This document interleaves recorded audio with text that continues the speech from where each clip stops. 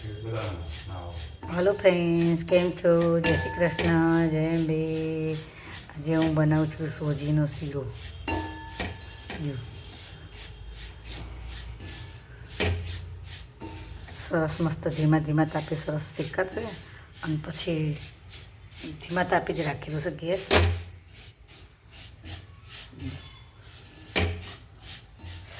મને દાઢે દુખે છે ને એટલા માટે હું આજે એ રીતે બનાવું છું. મારે ખવાતું નથી, ચવાતું નથી, એટલા માટે હું આજે આ શીરાનો પ્રોગ્રામ કર્યો છે મેં. તો હું શીરો બનાવું છું. જો ફ્રેન્ડ્સ, અહીંયા આગળ ખાંડ કેરેમલાઈઝ કરવા માટે મૂકી છે. હવે આ ઓગળી છે થોડી થોડી.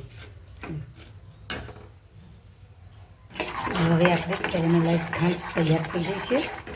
મેં તેમાં થોડું પાણી નાખ્યું હતું એટલે બળી ના જાય એના માટે, અને બળેલાની વાસ ના આવે એના માટે.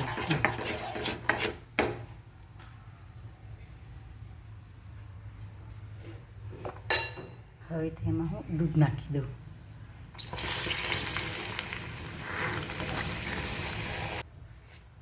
જુઓ ફ્રેન્ડ્સ, આપણું આ તૈયાર થઈ ગયું છે શીરો. આજે લાપપાચમ છે. લાપપાચમના હિસાબે આજે મસ્ત સરસ મીઠી વાનગી બનાવી, સોજીનો શીરો. પણ મેં કેરેમલાઈઝ ખાંડ કરી અને નાખી છે ને. પેલો વ્હાઈટ થાય દૂધ નાખ્યો પણ, અને આ થોડો ક્રીમ કલર જેવો થાય. દૂધ નાખીએ એટલે ક્રીમ કલર જેવો થાય.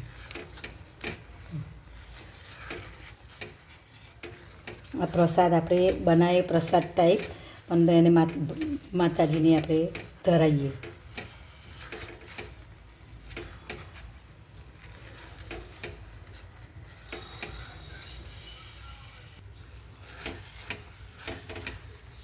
હું દરેક તહેવારમાં મીઠું બનાવું છું. મીઠું મોડું અમે ઘરમાં કરીએ જ છીએ દરેક તહેવારમાં. કંઈક ને કંઈક લાપસી બનાવીએ, શીરો બનાવીએ, સુખડી બનાવીએ.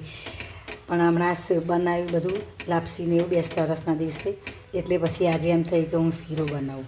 તો મેં આજે શીરો બનાવ્યો. જો લાપપાચમના મુહૂર્તમાં છે.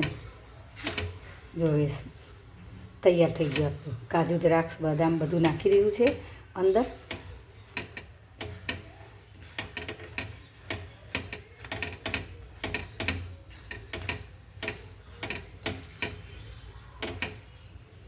તો આપણો આ પ્રસાદ શીરો તૈયાર છે. તમે પણ આ રીતે બનાવજો.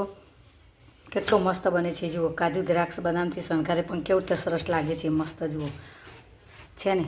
આ રીતે તમે પણ બનાવજો. મારી ચેનલ જોતા હોય તો લાઈક કરજો, સબસ્ક્રાઈબ કરજો અને કમેન્ટ કરતા રહેજો. Thank you. આભાર.